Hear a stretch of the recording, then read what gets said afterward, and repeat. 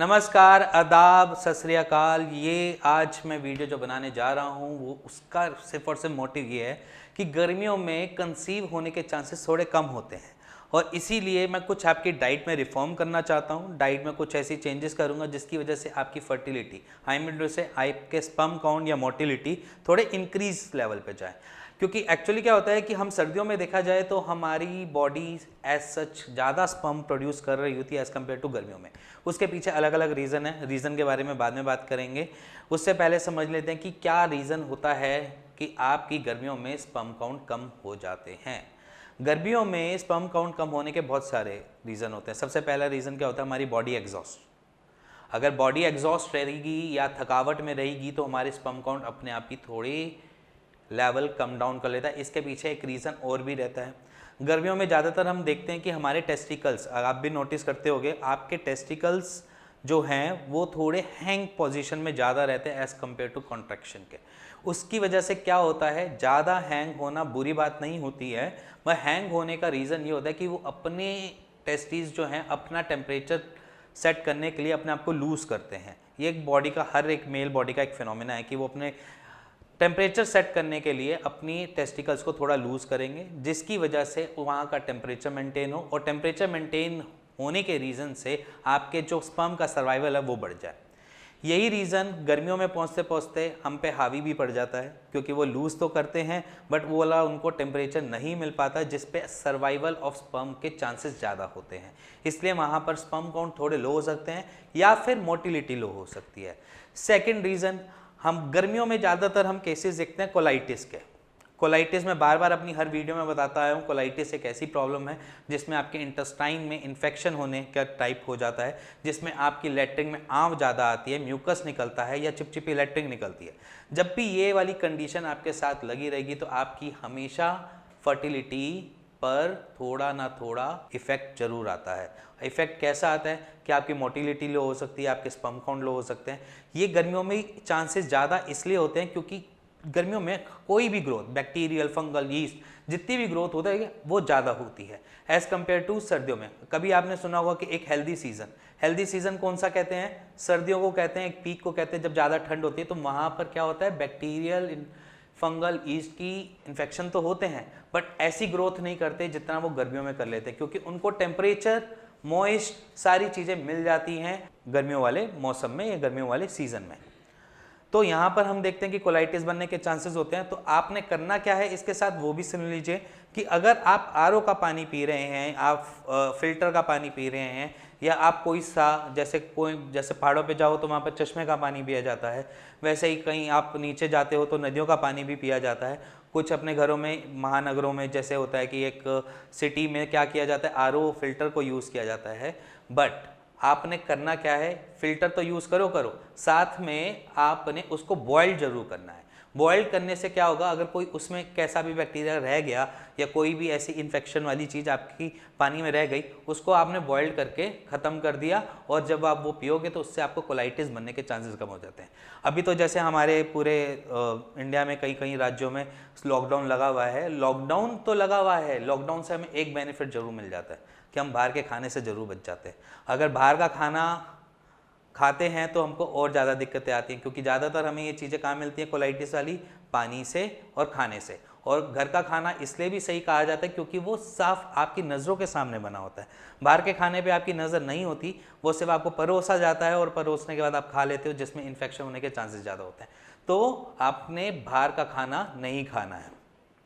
इसके बाद और कौन सी कंडीशन हावी पड़ जाती है गर्मियों में जो आपकी फर्टिलिटी को डैमेज करती है, उसमें एक होती है आपका डाइट फॉर्मेट। क्योंकि गर्मियों में ज़्यादातर हम पेशेंट्स को देखते हैं कि उनकी एक हंगर की जो चीज़ें होती हैं, या जिसे मैं बोलूँ कि क्रेविंग जो होती है, क्रेविंग माने कि भूख लगने की इच्छा कि आपके टेस्ट कैसे हैं। तो ये जब चीज़ें होती हैं गर्मियों में वो थोड़ी कम हो जाती है। आई मीन टू से इस मौसम में आपको ज़्यादा प्यास लगती है, खाना एज सच कम लगता है, और खाने के साथ क्या दिक्कत आती है कि खाना जो आप खाते हैं वो एसिमिलेशन वाली जगह पे नहीं पहुंच पाता। क्योंकि इन दिनों में हम क्या करते हैं, ज़्यादातर दही को ज़्यादा कंज्यूम करते हैं, और दही को ये भी बोला जाता है कि ठंडी होती है, सही होती है, बॉडी के लिए अच्छी होती है, माना अच्छी होती है, शरीर के लिए भी अच्छी होती है, बट वो एक काम खराब कर देती है, क्या कर देती है, आपका मेटाबॉलिज्म वीक कर देती है।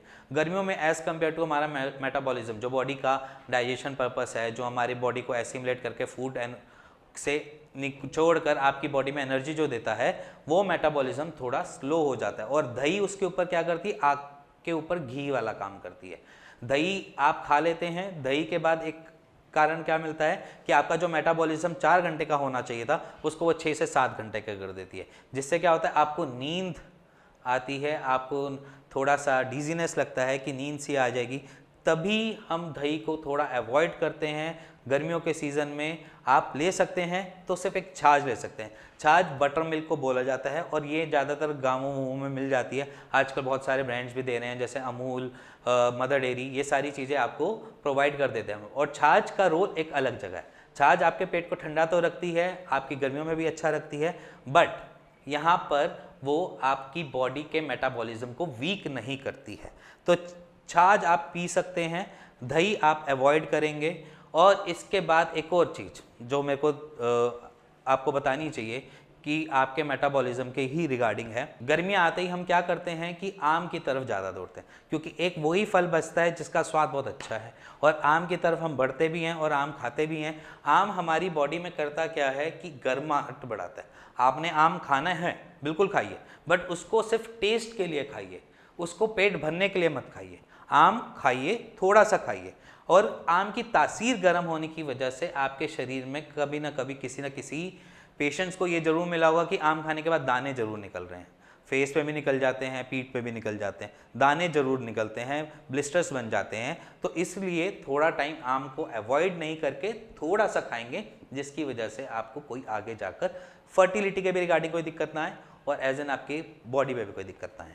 और फर्टिलिटी को बढ़ाने के लिए मैं हमेशा आपको 2-3 चीज़ें बोलता हूँ, बट इसमें भी वही एक सप्लीमेंटेशन बोलूँगा कि अगर आप गर्मियों में हो और आप एज एन चाहते हो कि कंसीव करना चाह रहे हो बड़े लंबे टाइम से, बट कंसीव नहीं हो रहा और आपकी मोटिलिटी थोड़ी सी लो आ रही है, तो आपने करना क्या है, आपने करना यह है कि आपने सिर्फ 2 सप्लीमेंटेशन लेने हैं।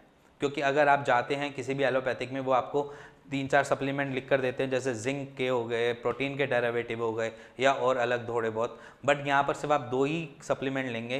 क्योंकि ज़्यादातर हम ये चीज़ें देखते हैं कि जो वेजिटेरियन है उनमें ये चीज़ हमेशा लो मिलती है, विटामिन डी और B12। तो आपने करना क्या है, दोनों के सप्लीमेंटेशन मार्केट में अवेलेबल हैं, आप जाओ दुकान से लेकर आ जाओ। सबसे पहली चीज़ है मिथाइलाकोबालामिन की 500 mg की एक टैबलेट आती है, उसको आप कहीं से भी ले सकते हैं। ये ड्रग का नाम दे रहा हूँ मैं, एक जो उसमें सॉल्ट डलता है मिथाइलाकोबालामिन, उसको आप किसी भी मेडिकल स्टोर से ले सकते हैं, उसकी टैबलेट आप ले सकते हैं। इसके साथ एक आता है अरैकिटोल्स के nano drops 60K unit, 60,000 unit Arachitol nano drops. ये छोटी छोटी ड्रॉप्स, मतलब छोटी छोटी बॉटल्स आती हैं, इसको आप आराम से ले सकते हैं, मार्केट में अवेलेबल है। अगर आपकी ये दोनों चीज़ें पूरी हैं तो आपको जो छोटे मोटे दर्द लगे रहते हैं हड्डियों से रिलेटेड, वो भी कम हो जाते हैं, और साथ में आपकी बॉडी में एनर्जी भी भरपूर बनी रहती है और एग्जॉस्ट थोड़ा कम होता है, जिसके कारण आपकी मोटिलिटी और सारी चीज़ें मेंटेन रहती हैं। और अगर आपको थोड़ा फर्टिलिटी के बारे में जानना हो, समझना हो और कुछ उसके बारे में पूछना भी हो, क्योंकि फर्टिलिटी, मेल फर्टिलिटी एक ऐसी चीज़ है जिसको हम आराम से ना अपने दोस्त के साथ शेयर करते हैं, ना अपने रिश्तेदारों के साथ शेयर करते हैं, बट आप हमारे से बेचिंतित होकर शेयर कर सकते हैं। और कोई आपकी आइडेंटिटी रिवील नहीं होता ही, कोई किसी को नहीं पता कि आप किससे बात कर रहे हैं, किससे नहीं, बट मेरी टीम जो डॉक्टर्स हैं उनसे आप खुल के बात भी कर सकते हैं। और नीचे दिए हुए नंबर पे हमें अपनी रिपोर्ट्स भेजकर अपनी फर्टिलिटी के बारे में भी जान सकते हैं, या आप इस नंबर पे कॉल करके हमारी डॉक्टर की टीम से भी बात कर सकते हैं। और अगर आपको ये वीडियो थोड़ी सी समझ आई हो, पसंद आई हो, या थोड़ी सी मेरी जो टिप है वो अच्छी लगी हो, तो please like, share, bell icon दबा दीजिएगा। Thank you and thank you very much.